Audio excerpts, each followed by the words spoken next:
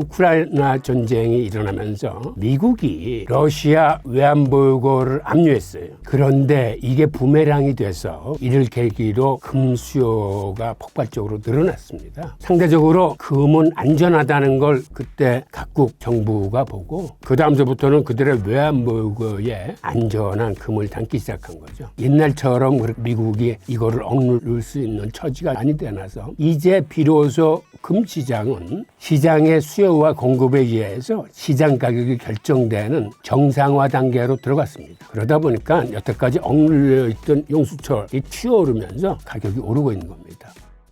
저는 32년간 우리나라 무역투자 진행기관인 코트라에서 근무를 했습니다. 그중 해외 7개국에서 18년을 보냈고요. 오늘 주목해볼 내용은 또 금투자 관련해서 또 여쭤보고 싶습니다. 최근에 금투자가 좀 주목받고 있는데 교수님께서는 금투자 어떻게 보고 계신가요?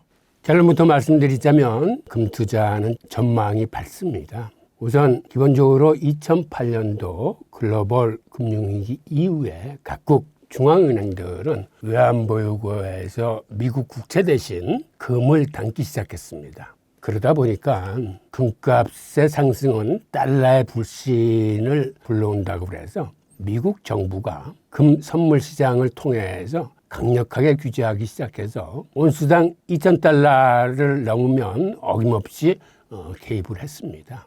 그런데 최근 들어서는 2022년에 우크라이나 전쟁이 일어나면서 미국이 러시아 외환보유고를 압류했어요. 즉 그 얘기는 해외에 예치되어 있는 미국 국채를 이제 압류한 건데, 그런데 이게 부메랑이 돼서 오히려 이를 계기로 금 수요가 폭발적으로 늘어났습니다. 즉 왜 늘어났냐면 러시아의 외환보유고 같은 경우를 보니까 금은 자국 내에 보관하고 있고 외환보유고 중에서 미국 국채는 수익을 얻기 위해서 이건 해외은행에 예치했었는데, 그러다 보니까 미국이 압수한 거는 해외은행에 예치되어 있는 러시아의 미국 국채를 압수한 거고, 상대적으로 금은 안전하다는 걸 그때 각국 정부가 보고 그 다음서부터는 그들의 외환보유고에 안전한 금을 담기 시작한 거죠. 이때 금 가격이 온스당 2,000달러 이상으로 확 튀어오르면서 미국이 금 가격 결정에 대한 주도권을 잊어버렸습니다. 그리고 그 이후에는 선물시장의 규제를 함부로 가할 수 없었던 게, 선물시장은 마감일이 되면 현물 인도 원칙입니다. 그러니까 투자자가 현물로 달라 그러면 현물로 내줘야 돼요. 그런데 사실 여태까지는 투자자의 99%가 이거를 계속 롤오버를 시켰지 현물을 요구하는 사람들은 거의 없었어요. 그런데 최근에는 이게 바뀌고 있습니다. 즉 현물을 요구하는 사람들이 많이 늘어나기 시작했어요. 그래서 이제는 함부로 가격을 인위적으로 낮추면 오히려 싼 가격에 금이나 은을 내줘야 될 형편에 다다랐기 때문에 이제는 정부가 그렇게 옛날처럼 규제를 하지 못하고, 또 하나는 지금 브릭스 국가들이 금을 엄청나게 수입을 하고 있습니다. 그통의 시장의 수급 상황이 이러한 수요 폭발로 인해서 옛날처럼 그렇게 함부로 미국이 이거를 억누를 수 있는 처지가 아니 되나서 이제 비로소 금 시장은 시장의 수요와 공급에 의해서 시장 가격이 결정되는 정상화 단계로 들어갔습니다. 그러다 보니까 여태까지 억눌려 있던 용수철이 튀어오르면서 그 반작용으로 가격이 오르고 있는 겁니다. 이 내용을 하나하나 좀 살펴보겠습니다. 우선 지금 보이는 그래프가 2008년도 금융위기를 계기로 해서 각국 중앙은행들이 금을 사들이기 시작하는 거를 볼 수 있습니다. 지금 그래프에서 외환보유고의 금 수량이 계속 줄었다가 2008년도 글로벌 금융위기를 계기로 해서 다시 금의 수량이 계속 늘어나는 모습을 우리가 확인할 수 있고, 또 이 중심에는 브릭스 4개국이 있는데 이게 글로벌 금융위기를 계기로 해서 브릭스 4개국의 금 수입이 엄청나게 폭발적으로 늘어나고 있는 모습을 볼 수 있습니다. 그러니까 2008년 이후로 2018년까지 한 10여 년 동안에 이들이 수입한 금의 양이 자그마치 29,000톤 정도 됩니다. 그런데 이 29,000톤이라는 게 지금 감이 잘 안 오시겠지만 이게 얼마나 큰 수치인지를 알기 위해서 세계의 금 생산량을 좀 보겠습니다. 지금 화면에 보이는 것처럼 최근 들어서 금 채굴 기술이 발전하면서 금 생산량이 이렇게 폭발적으로 늘어나기 시작했습니다. 그런데 이 그림은 2020년경에 저 오른쪽 하단을 보면 연 생산량이 3,100톤이었어요. 저 때가 2022년인데 그런데 최근에는 저게 조금 더 늘어나서 연평균 한 3,500톤 내외를 생산합니다. 그러면 이거를 한 10년 잡으면 3,500톤이라고 그래 또 10년이면 35,000톤인데 우리가 아까 본 그래프는 브릭스 4개국이 10년 사이에 29,000톤을 수입을 했으니까 거의 세계 생산량의 90% 가까이를 브릭스 4개국이 수입을 한 겁니다. 그 정도로 지금 브릭스 4개국의 수입 물량이 대단한 기세고 그러다 보니까 이제는 미국이 함부로 금 가격을 내리누르는 그런 짓을 이제 할 수 없게 되는 이 얘기는 한마디로 금 시장이 이제 비로소 정상화된 겁니다. 수요와 공급에 의해서 가격이 결정되기 시작한 겁니다. 미국이 어떻게 금 시장을 인위적으로 내리눌렀는지 그 예를 한번 들어보겠습니다. 2020년 팬데믹 사태가 터지면서 세계 각국은 돈을 엄청나게 찍어냈습니다. 그러니까 이 위기를 막기 위해서 지금 왼쪽에 보이는 그래프가 세계 4대 기축통화의 발행액인데 저기 빨간색이 달러 발행입니다. 달러 발행액이 글로벌 금융위기 이전만 하더라도 한 8천억 달러 내외였어요. 1조 달러가 채 안 됐습니다. 그런데 글로벌 금융위기 때 통화 완화 정책을 쓰면서 저게 한 4조 달러를 넘어섰다가 그다음에 긴축을 하면서 저게 한 3조 7천억 달러까지 줄어들었는데 그때 팬데믹이 들이닥치자 2달 만에 3조 2천억 달러를 찍어내고 그 외에도 계속 통화 완화 정책을 쓰면서 결국은 달러가 한 9조 달러까지 발행됐습니다. 그 얘기는 글로벌 금융위기 이전과 비교하면 10여 년 사이에 달러의 발행액이 10배나 늘어난 겁니다. 엄청난 속도로 통화 남발이 되는 거죠. 그런데 이렇게 달러가 많이 시중에 풀리다 보면 경쟁국들의 통화도 같이 비슷한 규모로 풀려야 환율 전쟁에서 밀리지 않습니다. 그리고 그들도 위기를 맞아서 돈을 많이 찍어낼 필요성을 느꼈고 이 그래프에서 맨 위에 있는 노란색 선은 중국의 위안화입니다. 위안화가 팬데믹 이전까지만 해도 4대 통화 중에서 가장 많이 찍어냈었는데 중국은 팬데믹 사태를 맞이해서 도시 봉쇄 정책을 쓰면서 오히려 돈을 찍어내지 않았어요. 그래서 지금은 통화 정책에 가장 여유로운 나라가 중국입니다. 그래서 경기 부양을 위해서 계속 금리를 인하하고 지준율을 낮춰서 시중에 통화 공급을 하고 있고 저렇게 돈을 안 찍어내다 보니까 중국은 인플레이션이 일어나지 않았고 오히려 디플레이션을 걱정할 정도로 통화 정책이 안정되어 있는 나라입니다. 반면에 저기 청색 그래프는 유로화입니다. 유로화는 팬데믹 사태 때 달러보다도 돈을 더 많이 찍어냈어요. 그러다 보니까 인플레이션에 시달려가지고 미국보다도 더 고생을 많이 했고 오히려 달러에 대해서 경쟁력이 좀 없어진 편이고 저 초록색은 일본의 엔화입니다. 조그만 나라가 돈을 찍어낸 양은 저 네 나라에 비해서 그렇게 적지 않은 금액을 많이 찍어낸 걸 볼 수 있습니다. 그런데 2020년에 이렇게 돈을 많이 찍어냈으면 사실은 달러의 대체 자산이라 일컬어지는 금이나 은은 여기에 비례해서 가격이 많이 올라야 됩니다. 이렇게 통화가 남발되면 달러 가치가 희석되는 거기 때문에 달러의 대체 자산이라 일컬어지는 금과 은은 그만큼 가격이 상승해야 되는데 오른쪽 그래프를 보면 이게 금 선물 가격인데 오히려 2020년 하반기서부터 올라야 될 가격이 슬금슬금 내리는 걸 볼 수 있어요. 그러니까 시중에 돈을 이렇게 많이 찍어놓는데도 가격이 내린다는 게 좀 이상하지 않습니까? 2020년에 미국 정부가 이 금값이 너무 치솟으니까 강력하게 금 선물 시장을 규제하기 시작했습니다. 즉 투자자들이 계약을 할 때 위탁 증거금을 내야 되는데 이거를 8차례에 걸쳐서 가격을 인상을 했어요. 그러니까 연초에 계약당 4,950달러만 내면 됐었는데 연말에는 이게 자그마치 12,650불로 8번이나 인상이 돼서 연초 대비 155.5%가 인상이 됐습니다. 이런 개시증거금뿐만 아니라 유지증거금이라고 또 있습니다. 그러니까 계약을 유지하는 데 필요한 증거금인데 이 또한 8차례에 걸쳐서 연초 대비 155.5%가 인상이 됐어요.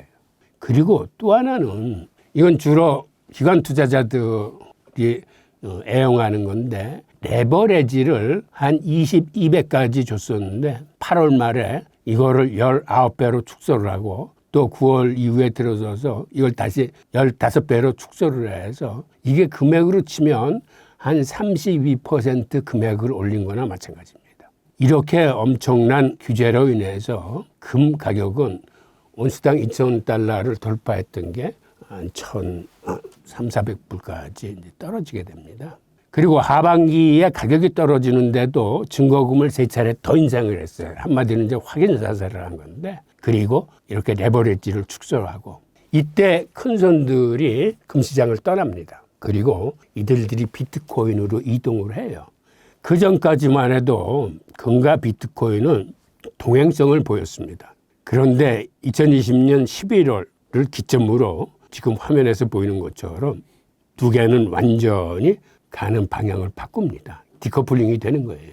그러니까 이 시기에 비트코인은 계속 오르고 금 가격은 밑으로 계속 떨어지게 됩니다. 하여튼 이런 과정을 통해서 미국 정부가 얼마나 집요하게 금 가격을 통제했는지를 우리가 알 수 있고 그리고 문제가 된 거는 2022년 우크라이나 전쟁이 발발하자 미국이 러시아의 외환보 요구를 압류했을 때 이때도 극명하게 원래 금 가격하고 미국 10년물 금리는 동행성을 갖고 있었습니다. 즉 금이라는 건 금리가 떨어지면은 가격이 오르는 거예요. 금리가 떨어진다는 거는 채권 가격이 오르는 걸 얘기하는 겁니다. 그러니까 채권 가격이 오르는 거와 금 가격이 오르는 게 저렇게 동행성을 가지다가 우크라이나 전쟁 때 미국이 러시아 외환보유고를 압류하는 시점에 이것도 완전히 디커플링 되기 시작한 걸 알 수 있습니다. 즉, 금 가격은 계속 오르는 데 반해서 10년물 국채 가격은 급격하게 떨어지는 모습을 볼 수 있어요. 그러니까 급격하게 떨어진다는 얘기는 금리가 급격하게 오른다는 걸 의미합니다.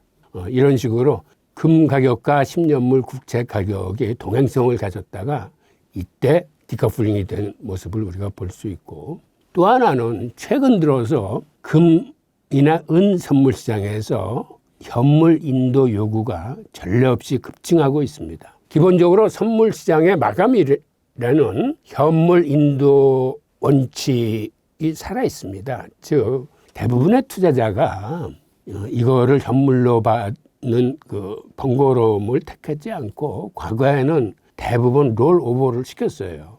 그러니까 99%가 롤오버가 대세였는데 이게 지난 한 2년 전서부터 선물 마감일에 현물을 인도하는 요구가 예전에 비해서 굉장히 많아졌습니다. 그러다 보니까 지난해 5월에는 평소에 약 9.5배에 달할 정도의 물량을 인도해 줘야 됐습니다. 이게 코맥스 역사에서 전례 없는 규모인데 최근 들어와서 이렇게 현물 인도 요구가 많아지면서 즉 선물 시장이나 ETF 시장은 이 시장을 이제 페이퍼 마켓이라고 부릅니다. 그러니까는 원래 실물 금이나 은을 가지고 거래하는 게 아니라 대부분 증서로 거래하는 거였기 때문인데 그런데 이 시장이 최근 들어와서는 실물 요구가 많아지면서 페이퍼 거래가 이제 실물 거래를 선호하는 방향으로 이제 바뀌게 됩니다. 그러다 보니까 이렇게 현물 인도 요구가 늘어나면서 선물 가격이 현물 가격보다 높은 베고데이션을 유발함으로써 런던과 중국 등으로부터 금이 미국으로 유입되게 됩니다. 그러니까 미국 선물 시장이 금을 내줘야 되기 때문에 이제는 원래 미국은 현물을 그렇게 많이 갖고 있지 않았습니다. 금의 현물은 아직까지는 런던이 주도하고 있고 또 한편 중국이 세계 최대의 생산국이자 세계 최대의 수입국이기 때문에 중국이 이 두 나라가 현물을 많이 갖고 있는데 미국이 현물 그 인도 요구에 대응하기 위해서 이 두 나라로부터 금을 많이 유입하게 됩니다. 그러다 보니까 이제는 과거처럼 지금 이 그래프가 금 가격의 추이인데 지금 2022년도에 2,000달러를 돌파하자 시장에 규제를 가해서 가격을 떨어뜨려서 저게 한 1,300~400불까지 계속 내려와 있었고 또 팬데믹 사태 때 금 가격이 다시 치솟자 이때에 아까 말씀드린 것처럼 8차례에 걸친 규제를 통해서 금 가격을 눌러서 올라가던 금이 다시 내려오기 시작합니다. 그러다 우크라이나 전쟁을 계기로 이 수요가 폭발하기 시작하면서 지금 보시는 것처럼 마치 용수철이 튀어오르듯이 가격이 위로 치솟고 있는데 이게 이상한 게 아니라 오히려 과거에 억눌렀던 시장이 이제 정상화되면서 시장의 수요와 공급에 의해서 가격이 결정되기 시작한 단계로 지금 진입하고 있다. 이렇게 이해를 하시면 될 것 같습니다. 비트코인과 가상자산 투자 늦지 않았습니다. 코인 특강 아래 링크에서 신청하세요. 다음으로는 은에 대해서 좀 여쭤보고 싶습니다. 올해 은 가격이 94% 이상 상승하면서 금보다 더 높은 상승률을 보였는데요. 은 가격이 오르는 이유 무엇이라고 할 수 있을까요? 은 가격이 오르는 이유도 금 시장하고 똑같은 이유입니다. 지금 화면에 보이는 이 은 가격 그래프가 금이 규제를 받았을 때 은도 똑같이 규제를 받았어요. 그러니까 미국 정부가 금 시장만 규제를 한 게 아니라 은 시장도 규제를 했는데 그래서 지금 그래프를 보면 2012년 경서부터 규제를 받아서 계속 가격이 떨어지는 모습을 보실 수 있고 그다음에 팬데믹 사태 때 2020년 때 돈이 많이 풀리니까 가격이 급등하기 시작하자 또 이때도 어김없이 미국 정부가 8차례나 개입을 해서 금 가격을 떨어뜨릴 때 은도 마찬가지로 가격을 떨어뜨렸습니다. 그러다가 우크라이나 전쟁을 통해서 이때서부터 가격이 이제 폭발하기 시작한 건데 올해 은 가격 상승률이 어저께 그 FOMC가 12월 금리 인하를 하면서 달러 가치가 급락을 했습니다. 그러다 보니까 어제 하루만 해도 은 가격이 한 3% 급등을 해서 올해 은 가격 상승률이 자그마치 125%예요. 그 정도로 지금 엄청난 기세로 은 가격은 정상화되고 있습니다. 그러니까 이렇게 급등하는 게 이상한 게 아니라 여태까지 눌려있던 가격이 이제 비로소 시장의 수요와 공급 법칙에 의해서 가격이 정상화되고 있다. 이렇게 이제 이해를 하시면 될 겁니다. 그런데 은 가격이 이렇게 금보다도 더 빠른 모습으로 치솟고 있는 데는 사실 이유가 있습니다. 미국 정부가 금과 은 선물 시장을 똑같이 규제를 했는데 은은 이런 인위적인 가격 조작이 하나가 더 있어요. 은을 매집하는 기관이 생각보다는 많습니다. 그중에 대표 기관이 JP모건 체이스 은행입니다. 그런데 JP모건 체이스 은행은 은을 매집하면서 불법적인 수단을 동원해서 시세 조작을 하면서 매집을 했습니다. 무슨 얘기냐면 가격을 끝까지 내리눌러 가지고 거의 채굴 원가 정도에서 매집을 할 정도로 시세 조작이 심했습니다. 그러다 보니까 은이 금보다는 더 가격이 억눌려져 있었어요.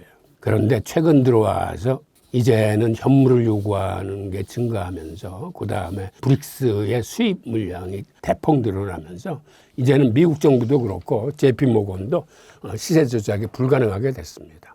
게다가 은의 특징이 은은 산업용 수요가 많은 금속이에요. 왜 이렇게 산업용 수요가 많냐 하면 지구상의 모든 금속 중에서 전기 전도성과 열 전도성이 가장 좋은 게 은입니다. 우리가 이제 전기를 보낼 때 주로 구리선을 이용해서 전기를 보내는데 전기를 더 빠르게 더 효율적으로 보내려면 사실은 은선으로 보내야 됩니다. 그러다 보니까 고급 제품, 빠르고 효율적으로 전기를 보내야 될 제품들에는 최근 들어와서 은을 사용하는 그러한 수요가 커졌습니다. 게다가 또 하나의 이유는 은은 수요에 비해서 공급이 못 쫓아오고 있습니다. 그러다 보니까 지난 5년간 은의 수요가 공급보다 한 1-20% 많았어요. 그러니까 5년 동안 다시 이야기하면 시중의 재고가 계속 고갈되기 시작한 겁니다. 이렇게 시중의 재고가 고갈되다 보니까 최근에 어떤 일이 벌어졌냐 하면 인도에서 힌두교 축제를 만나서 사람들이 은장식품 수요를 살려고 그러는데 시중에 은이 고갈된 겁니다. 이게 한 10월 17일경으로 기억되는데 그날 동시에 런던 은 현물 시장의 은도 고갈됐어요. 그래서 사람들이 깜짝 놀랐습니다. 인도와 런던이 동시에 은이 고갈돼서 거래가 중단됐습니다. 그러다 보니까 그간 꾸준히 거론됐던 종이은 음모론이 다시 표면화되면서 야, 이거 종이은 발행에 비해서 지금 시중에 은이 없는데 종이은을 너무 많이 발행한 거 아니야? 심지어는 종이은이 현물에 비해서 100배, 심한 경우에는 뭐 250배까지 얘기할 정도로 이 논쟁이 가열화되면서 이날 이후 은값이 한 18% 빠졌어요. 그리고 종이은 논란이 이제 본격화됐는데 그러자 그 다음 날은 금 가격이 또 폭락하기 시작했습니다. 즉 금시장에도 이 종이금 문제가 논란의 이제 중심에 들어서게 된 겁니다. 자, 그러면 여기서 JP모건이 어떻게 은 가격을 농락했는지 그 이유를 보겠습니다. 그러니까 은 가격이 오르지 못한 은 가격이 이렇게 낮게 형성됐던 이유는 미국 정부가 규제했는데 여기다 더해서 JP모건이 시세 조작을 해서 끝까지 은 가격을 끌어내린 겁니다. 그들이 어떻게 시세 조작을 했냐면 이거는 스푸핑이라 일컬어지는 불법 기술인데 한마디로 거래 의사 없이 초단타 매매를 하면서 대규모 주문을 호가창에 띄우는 겁니다. 그럼 호가창에 그렇게 대규모 주문이 뜨면 큰 물량을 팔 사람들이 그 매도를 하게 될 적에 거래 성사 직전에 이 매수 주문을 취소해버리는 겁니다. 그러면 어떤 일이 벌어질까요? 초단타 매매라는 건 1000분의 1초 이내에 이루어지는 거래를 얘기하는 건데 그거를 살려고 했던 사람 그 물량이 그 주문이 취소되면서 그 밑에 물건들을 매수하게 되는데 물량이 많으면 즉 유동성이 크면 이때 가격이 급락합니다. 그 큰 물량을 받쳐줄 만한 게 없기 때문에 이런 식으로 가격을 인위적으로 끌어내리는 겁니다. 이게 사실 불법이에요. 그런데 이 짓을 지난 한 글로벌 금융위기 이후서부터 했으니까 거의 한 15년 이상을 한 거죠. 근데 이게 불법이기 때문에 사실 미국 법원에 3번이나 기소가 됐습니다. 그래서 벌금도 많이 냈는데 이런 걸 통해서 벌어들이는 수익이 더 크기 때문에 그 벌금을 계속 물어가면서도 이 버릇을 고치지 못했어요. 지금도 이걸 하고 있나요? 지금은 못해요. 지금은 이렇게 은 가격이 튀어오르는 이유는 한마디로 미국 정부도 규제를 못하고 이제는 JP모건도 이런 식으로 가격을 끌어내지 못합니다. 이제는 선물 시장에서 은 현물을 요구하는 게 늘어나기 때문에 가격을 내리면 그 내린 가격에 은을 내줘야 돼. 그러니까 지금은 이제는 가격 결정 주도권이 시장으로 돌아왔어요. 과거는 미국 정부는 JP모건이 이렇게 자의적으로 가격을 끌어냈지만 이제는 그 짓을 못하고 비로소 정상화된 겁니다. 이를 통해서 JP모건이 어느 정도의 많은 은을 모았냐 하면 지금 오른쪽에 보이는 그래프가 은 매집 기관들인데 이 중에 절반이 JP모건이 모은 금입니다. 이 최근 통계는 없어서 제가 2021년 통계를 보니까 JP모건이 보유하고 있는 은이 약 6,000톤 정도 돼요. 이제 그 이후에도 계속 모았을 테니까 지금은 저거보다 더 많겠죠. 근데 그들의 매집 단가가 온스당 한 15달러 내지 18달러에서 매집을 했는데 이 당시 채굴 원가가 온스당 14달러 내지 17달러였어요. 그러다 보니까 JP모건은 거의 채굴 원가에 악랄하게 그 은을 매집했다고 볼 수 있습니다. 그렇다면 어떻게 시장이 정상화됐는지 그 내용을 한번 보겠습니다. 선물 시장은 마감일에 현물 인도가 원칙입니다. 그런데 여태까지는 대부분의 투자자들은 이거를 롤오버를 시키면서 99% 이상이 롤오버가 됐었어요. 그러니까 현물을 요구하는 사람들이 그렇게 많지 않았습니다. 근데 최근 들어와서 선물 시장에서 현물 인도 요구가 급증하고 있습니다. 올해만 해도 5천만 온수 이상의 실물 은이 인출됐어요. 그러니까 인도 요구로 인해서 내줬다는 얘기입니다. 그러다 보니까 미국 선물 시장에 은이 부족하니까 런던 현물 시장에서 미국으로 은이 반입되기 시작했습니다. 그러니까 과거에는 선물 시장은 미국이 꽉 쥐고 있고 현물 시장은 영국이 꽉 쥐고 있어가지고 이 두 나라만 단합을 하면 은 가격을 주도해 왔었습니다. 그런데 이제는 이 주도권을 상실했어요.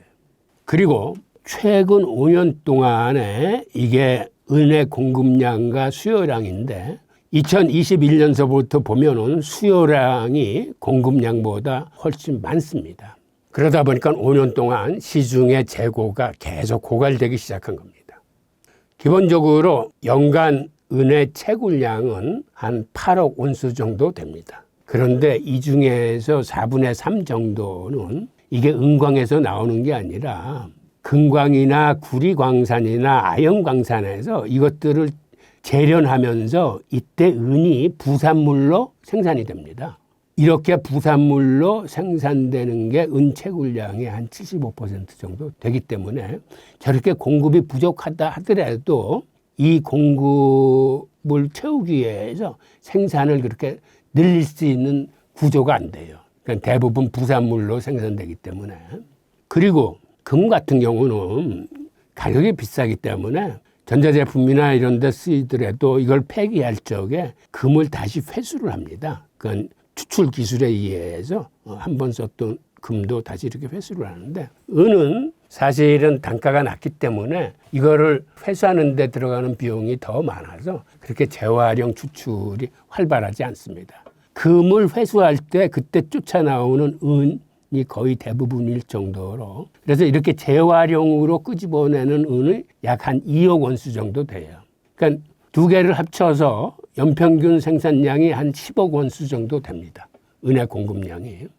그런데 수요는 최근 들어와서 연간 11.5억 내지 한 12억 온수가 사용되고 있어요. 이 이유는 아까 말씀드렸지만 산업용 수요가 크게 늘어나기 때문입니다. 그래서 연간 부족분이 한 1.5억 내지 2억 온수 정도가 지금 부족해요. 즉, 이 얘기는 연간 한 2억 온수 가까이가 시중에서 고갈되고 있다는 얘기입니다.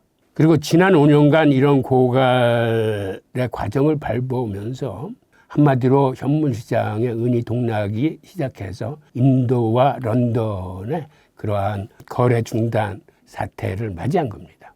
지금 이 화면에 보시는 이 그래프가 은이 부산물로 생산되는 거를 보여주는 건데 저기에 아연 재련할 때 나오는 은이 30% 정도의 비중으로 나오고 그 다음에 순수 은광에서 개발되는 게 한 28% 정도, 그 다음에 구리 재련할 때 나오는 은이 한 26.7%, 금을 재련할 때 나오는 은이 한 13.7% 이러한 정도로 대부분 이렇게 부산물로 은이 생산되고 있다라는 걸 우리가 알 수 있고, 그리고 은광 자체에서 나오는 은은 근대에서부터 중남미의 페루나 멕시코 같은 데 은광을 계속 해왔기 때문에 이제는 은광도 은광석이 고갈되는 상태입니다. 이렇게 고갈이 되면 어떤 문제가 발생하냐 하면 더 깊이 파내려 가야 되기 때문에 생산비가 더 들어.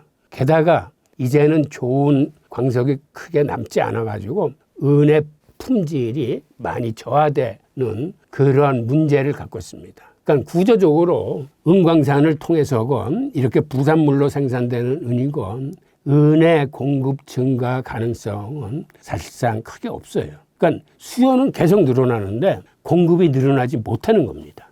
지금 보시는 그래프가 그걸 대변해 주고 있는데 지금 2025년 올해 이후에 2030년까지 앞으로 향후 5년 동안의 공급 전망을 그린 건데 그래프에서 보시듯이 오히려 공급이 감소하고 있습니다.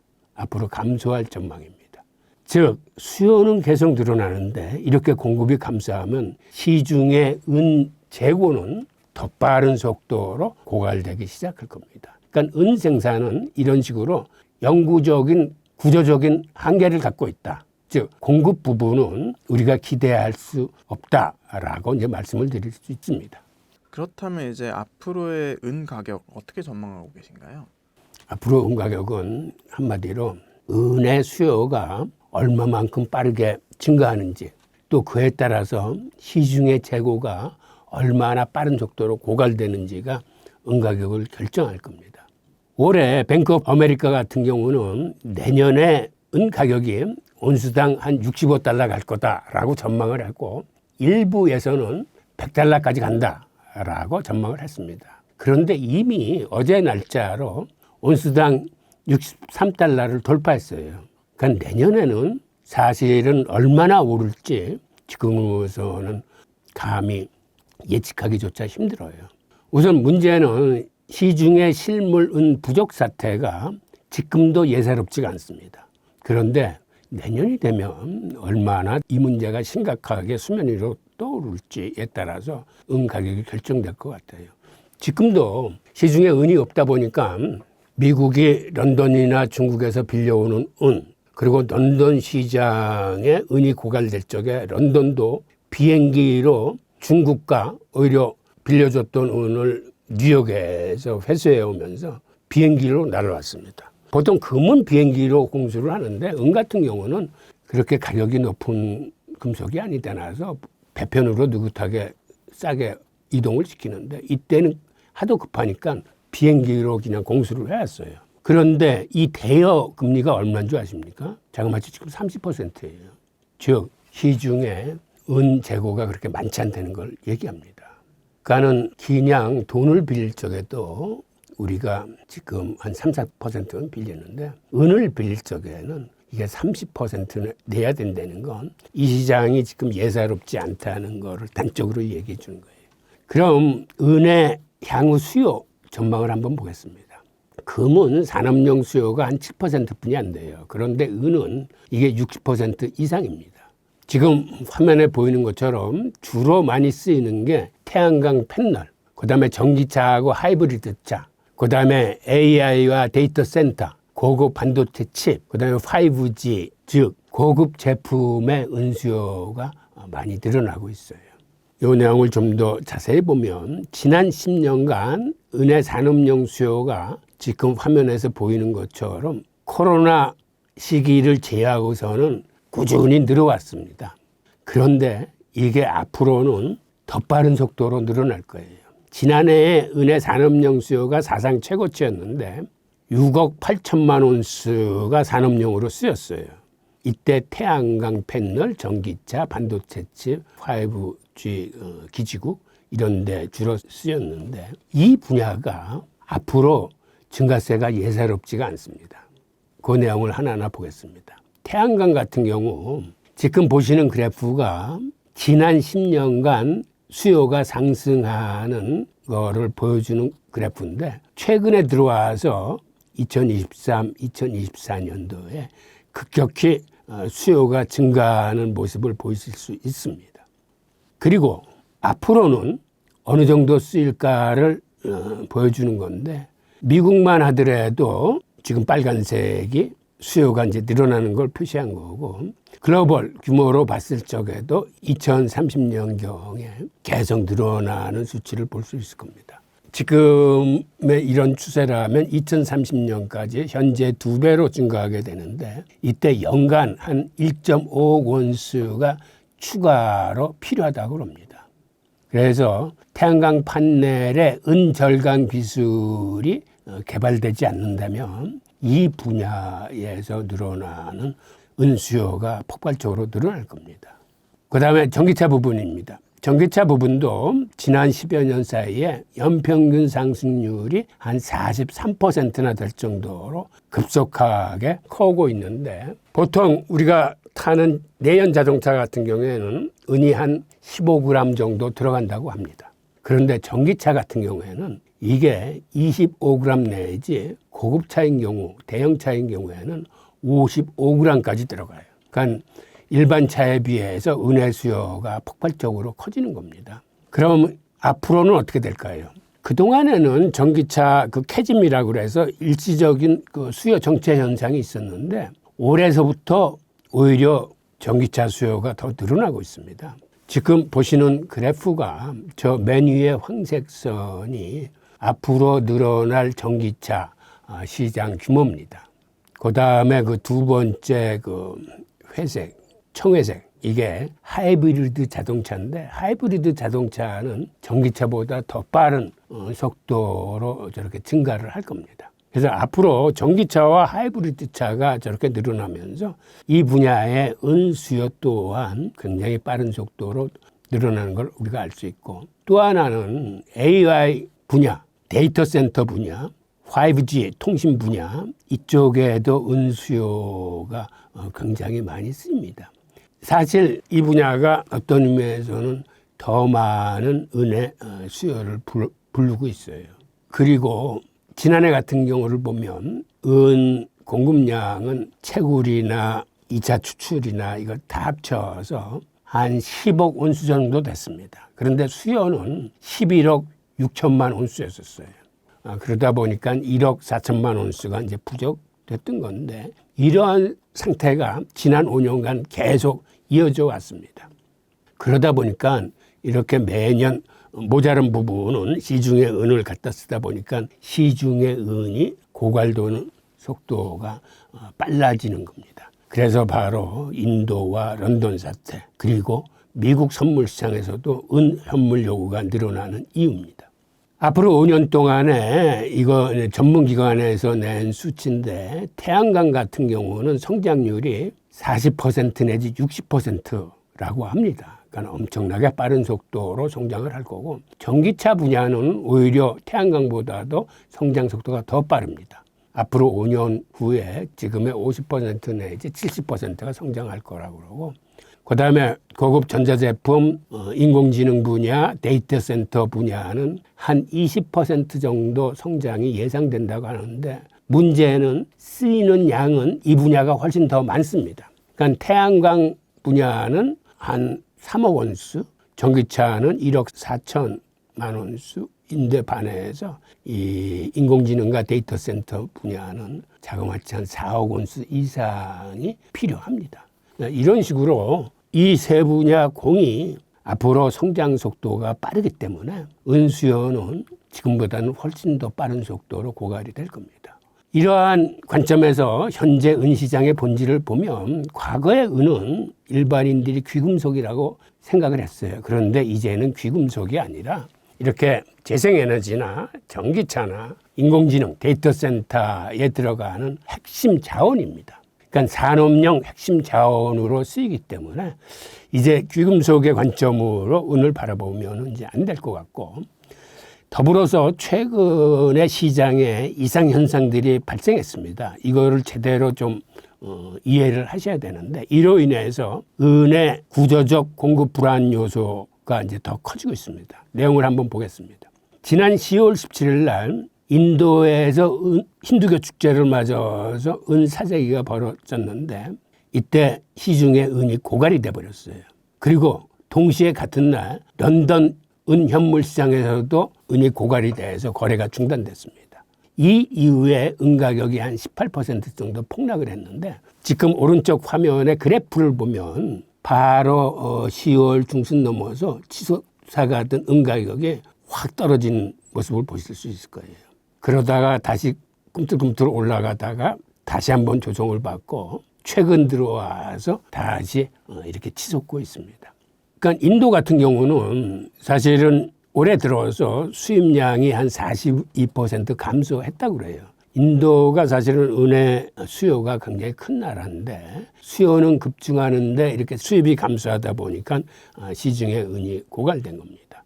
이렇게 시중에 은이 고갈되자 은 ETF가 신규 매수를 중단하는 사태가 발생했습니다. ETF를 팔면 그에 대응해서 현물을 사서 자산운용사가 보관을 해야 됩니다. 근데 시중에 현물이 없다 보니까 ETF 판매 자체를 중단하는 사태까지 이르렀습니다.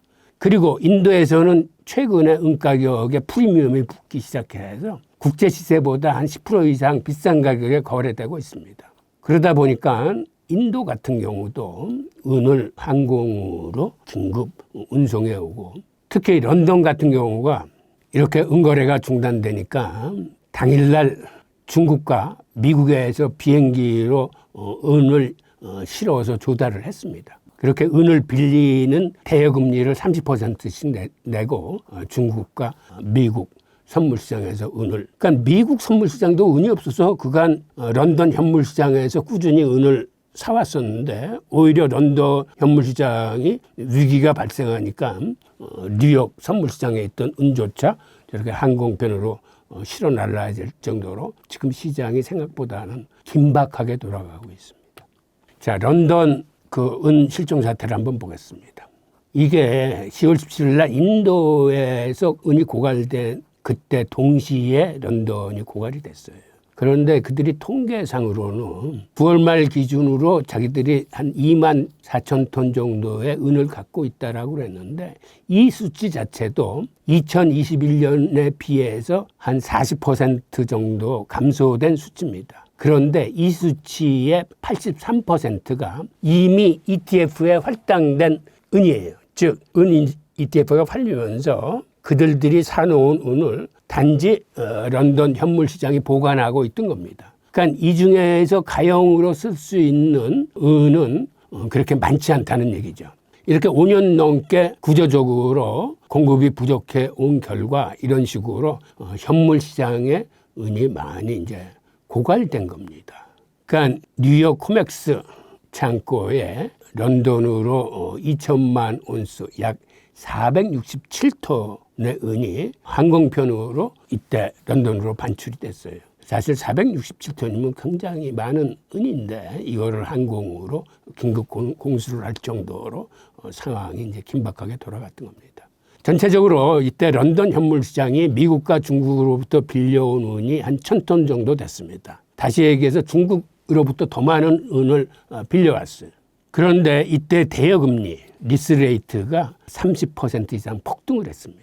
그리고 이 모든 은들을 당일로 항공편으로 이제 갖고 온 거예요. 그러니까 이제 런던 시장에서 유통이 가능한 은재고는 한 1억 5천만 온스뿐이 없어요. 이게 2019년 대비 82%가 이제 감소했는데 이나마도 지금과 같은 사태가 앞으로도 반복되면 아마 신뢰에 크게 금이 가면서 다시 한번 가격이 이제 요동치기 시작할 겁니다. 이로 인해서 이제 종이은 논란이 다시 불붙었는데 지금 종이은이라 하는 얘기는 은 ETF나 은 선물 시장의 증서, 즉 페이퍼가 바로 그들이 갖고 있는 현물보다 선물 증서를 더 많이 발행하지 않았느냐라는 의혹을 받고 있는 겁니다. 심지어는 업계 일각에서는 종이은의 양이 실물 대비 100배, 많으면 한 250배에 달한다라는 이런 극단적인 추정까지 나오면서 지금 수년간 논쟁 중입니다. 선물 시장에서도 앞으로 마감일이 들어오면 이때 실제로 투자자들이 현물을 달라고 요구를 하면 여기에 대응하기가 사실상 불가능해집니다. 지금도 많은 투자자들이 옛날에 비해서 실물 인도를 많이 요구하면서 이런 유동성 위기가 터졌는데 앞으로 사람들이 대부분 이제 종이은은 믿지 못하겠다. 나는 마감일에 실물은을 요구를 해야 되겠다라는 사태가 마치 뱅크런처럼 터지면은 이거를 감당해내지 못하게 될 겁니다. 그러니까 종이은이 이렇게 나온 이유는 은행이 대출을 해줄 때 그들이 예금을 받은 것보다 훨씬 많은 대출을 해주면서 그들이 지급준비금 제도라는 걸 갖고 있습니다. 그러니까 그들 자본금의 한 8% 이상은 항상 비상금으로 준비했다가 이렇게 예금 인출 요구가 많이 한꺼번에 몰려오면 이거를 대응하기 위해서 지급준비제도를 쓰는 것과 마찬가지로 그러한 개념으로 종이은을 발행했을 거다라고 사람들은 지금 의심하고 있는 겁니다. 그리고 실제로 그 규모는 자세히는 알 수 없지만 그런 식으로 많이 증서를 발행했을 겁니다. 그러다 보니까 이 선물 시장이 계속 이렇게 현물 부족으로 이제 시달리게 되고 뉴욕 코맥스가 런던에서 계속 은을 사들이고 있고 또 런던 시장이 빵꾸가 나서 고갈되니까 코맥스 시장의 창고에 있던 은을 한강변으로 실어가기도 하고 지금 은 부족 사태가 여기저기서 터지니까 서로 은을 빌리느라고 이렇게 지금 한마디로 난장판을 만들고 있습니다. 그리고 최근에는 또 어떤 사태가 발생했냐면 세계 최대의 파생상품 거래소인 CME가 은거래를 중단하는 사태가 발생했어요. 이게 바로 11월 28일 날 발생했는데 그들이 대외적으로 발표한 이유는 데이터 센터의 냉각 시스템이 고장이 나서 선물 거래를 12시간 정지시킨다라는 게 그들의 이유였습니다. 그런데 사람들이 이게 이유를 고지고대로 받아들이지 않고 의심을 하는 게 이때가 추수감사절인가 그래서 사실상 그렇게 거래 수요가 많이 일어나지 않았을 때입니다. 그리고 이 12시간이라는 시간을 벌어온 거는 그들이 은을 항공편으로 수입하기 위한 그런 시간 정도로 벌어들이고 우선 이렇게 기술적인 문제로 장애가 일어났다 손치더라도 이게 상당한 리스크가 부과된 겁니다. 그러니까 거래를 중단하고 가격 기능이 절지됐는데 그런데 문제는 이 12시간 사이에 다른 데에서 거래가 일어나면서 은 가격이 자그마치 4%가 급등을 해서 $55를 돌파했어요. 그러니까 사람들이 더 의심을 하는 겁니다. 세계 최대의 선물 거래소가 중단을 했는데 오히려 금 가격이 4% 급등해? 그렇다면은 CME가 그동안 시세 조작을 한 게 아니냐. 가격을 억눌러 왔던 게 아니냐. CME가 거래를 중단하니까 오히려 그때 다른 소규모 거래소의 거래로 인해서 은 가격이 저렇게 급등했다라고 해서 CME 신뢰도에 이제 훼손이 갔습니다. 그리고 전문가들은 이게 실물은이 고갈돼서 CME가 취한 조치일 수 있다라고 의혹을 제기하고 있는 겁니다. 그 다음에 지금 투자 기관들이 앞으로 은시장 전망을 하면서 어떤 내용을 얘기하냐면 UBS 은행의 애널리스트들은 은시장의 유동성 압박 현상이 발생할 수 있다고 경고를 하고 있습니다. 이 유동성 압박이라는 건 뭐냐 하면 평소 거래가 잘 되던 시장에서 갑자기 팔려는 사람들이 사라지고 살려는 사람만 몰리면서 가격이 순식간에 수직으로 폭등하는 현상입니다. 이런 게 올 수 있다고 지금 이제 경고를 하는 겁니다. 즉 공급 부족으로 인해서 수요만 폭발적으로 늘어나면서 가격이 수직으로 폭등하는 현상. 최근에 일어나는 은 가격 상승을 보면 바로 그런 식의 수직 상승한 장대 양봉들을 볼 수 있습니다. 또 하나는 유동성 압박이 오더라도 생존해야 하는 영역들이 있습니다. 무슨 얘기냐면 미국의 테크 기업 같은 경우들 테슬라나 애플이나 혹은 우리나라의 삼성전자 같은 거대 기술들의 핵심 제품에는 은이 필수적으로 들어갑니다. 그렇다면 은 가격이 이렇게 확 치솟아도 이 사람들이 은을 사지 못하면 수백조 원을 들여서 지은 공장이 은 몇 톤이 없어서 멈춰설 수 있습니다. 이 경우에 기업들은 은 가격이 아무리 치솟아도 그 의미는 그렇게 크지 않고 생산 라인을 돌리기 위해서는 이들한테 부르는 게 값이 돼버립니다. 즉 테슬라나 애플이나 삼성전자는 은이 꼭 필요한데 지금보다 은 가격이 몇 배, 심지어 몇십 배 더 뛴다 하더라도 이 기업들은 은을 살 수뿐이 없는 그러한 상황에 처하게 된다는 그런 이야기입니다. 그리고 은 가격은 이게 경기 회복 시에 산업용 수요가 많기 때문에 이때는 금보다 은 가격 상승률이 훨씬 빨라집니다. 마찬가지로 금리 인하 시기하고 달러가치 하락 시기에도 대체 자산인 금과 은의 수요가 늘어나는데 이때에도 은 가격의 상승 속도가 금 가격 상승하는 속도보다 더 빠릅니다. 그리고 최근 들어와서는 은의 실물 부족으로 인해서 은을 핵심 자원으로 선언하는 나라들이 늘고 있습니다. 우선 대표적인 나라가 미국과 중국이에요. 어저께 달러 지수가 연준이 금리 인하를 결정하자 지금 화면에서 보이는 것처럼 저렇게 수직 낙하하고 있습니다. 달러 가치가 급락 중인데 여기에 비례해서 은 가격이 급등하고 있어요. 어제 하루에도 은 가격이 3% 이상 올라가지고 63달러를 돌파해버렸습니다. 그러니까 최근 얼마 전까지만 해도 한 58달러 선이었던 게 지금 상승 속도가 이렇게 빨라지고 있습니다. 그 다음에 은을 가운데 놓고 지금 미국과 중국이 대결 양상을 보이고 있는데 최근에 미국이 은을 국가 핵심 자원으로 지정을 했습니다. 그리고 이렇게 핵심 자원으로 지정하니까 이 프리미엄이 붙기 시작을 했는데 이를 본 중국은 이를 맞받아치면서 내년 1월 1일부터 은을 수출 허가제로 돌렸습니다. 즉 은 수출을 하려면 중국 정부의 허가를 받아라라는 건데 이게 금지를 하기 위한 전초전인지 앞으로 이를 통해서 중국이 세계 은 생산 2위국입니다. 멕시코 다음에 중국인데 중국으로부터 은이 나오지 않는다면 이 또한 공급 충격의 이제 원인이 될 것 같습니다.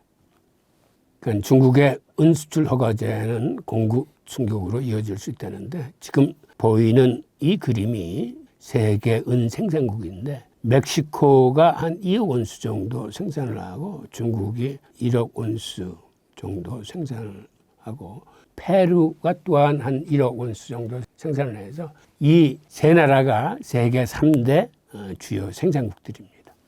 그럼 이제 금과 은의 관계가 좀 궁금한데 여기에 대해서도 한 말씀 해주시면 좋을 것 같습니다. 고대로부터 동양과 서양에서 공이 금과 은의 관계를 그들이 어떻게 생각했냐면 금은 태양이고 은은 달이라고 생각을 했어요. 그러다 보니까 태양이 스스로 자전을 통해서 이렇게 한 바퀴 도는 게 1년 걸렸습니다. 그런데 그 1년 사이에 달은 금달에서 보름달로 해서 다시 금달로 바뀌는 이 상망 주기가 12번 반이 있습니다. 그래서 금 1kg하고 은 12.5kg 정도의 교환이 타당하다라고 해서 서구 같은 경우는 1대 12 내지 13 이 교환 비율이 지난 몇천 년 동안 계속 진행되었어요. 이 관계가 바뀐 거는 현대 들어와서 바뀐 겁니다. 그러니까 지난 몇천 년 동안 거의 변함없이 금과 은의 교환 비율은 한 1대 12 정도였습니다. 그런데 실크로드를 통해서 중국의 비단이나 도자기나 중국 차들을 수입을 하면서 특별히 서양에서는 수출할 물량이 거의 없어서 이거를 수입하기 위해서 대량의 은이 서양으로부터 중국으로 흘러들어가기 시작했습니다. 그리고 중국은 은을 조세의 기본으로 써야 되기 때문에 은 가치가 높이 평가돼서 중국에서 금과 은의 교환 비율은 1대 6이었습니다. 이슬람은 서양과 중국 사이에 있으면서 이슬람의 교환 비율은 1대 9였어요. 즉 서양의 은이 이렇게 중국으로 계속 흘러들어가는 이런 모양새를 보였는데 이게 20세기 초까지만 해도 여기서 크게 벗어나지 않아서 한 1대 20까지 올라갔다가 이게 최근에 들어와서 금과 은의 교환 비율이 특히 JP모건의 시세 조작으로 인해서 엄청나게 벌어지기 시작했습니다. 그래서 이게 1대 60 내지 80, 심한 경우에는 1대 125까지 이렇게 치솟으면서 엄청나게 벌어졌던 이 교환 비율이 최근에는 다시 좁혀지면서 현재는 80 내에 지금 한 70, 77, 75 그 정도에서 교환 비율이 이루어지고 있을 겁니다. 지금 이 화면에 보이는 그래프가 금과 은의 교환 비율입니다. 한때 은이 저평가 인식이 확산되면서 교환 비율이 125, 107까지도 이렇게 벌어졌다가 지금 78 정도로 이제 하락되어 있는 상태고 은의 특성상 산업용 용도가 많이 쓰이다 보니까 경기 위기 시에는 그러니까 글로벌 금융위기 같은 게 닥치면은 금 가격이 떨어지는 것보다 은 가격이 떨어지는 폭락 속도가 더 빠릅니다. 그러니까 이때는 은을 갖고 있는 분들은 빨리 처분을 하셔야 돼요. 그런데 경기 회복이 된다라고 반전이 되면 이때는 또 상황이 역전이 됩니다. 금 가격이 오르는 속도보다 은 가격의 상승 속도가 훨씬 빠릅니다. 이거를 글로벌 금융위기 때를 보면 우리가 확실히 알 수 있는데 위기 직전에는 교환 비율이 1대 45 혹은 1대 45 바로 50 내외 정도의 구간에서 유지됐어요. 그러다 2008년 중반에 리먼 사태 터지기 직전에 금융 위기 분위기가 퍼지니까 이때 교환 비율이 60까지 상승을 했습니다. 그리고 실제로 리먼 브라더스가 파산되고 난 다음에는 이게 80 내지 85까지 폭등을 합니다. 그러니까 이렇게 폭등하는 이유는 금이 비싸지는 것보다 은의 붕괴 속도가 더 빠르기 때문에 이렇게 이제 교환 비율이 폭등하게 되는 건데, 그래서 금융위기 최악의 구간에 1대 80 내지 90을 유지했어요. 그러다 금융위기가 회복 단계로 들어가자 이때는 은 가격 속도, 상승 속도가 빨라지면서 다시 1대 60대로 이제 재진입을 하게 됐습니다.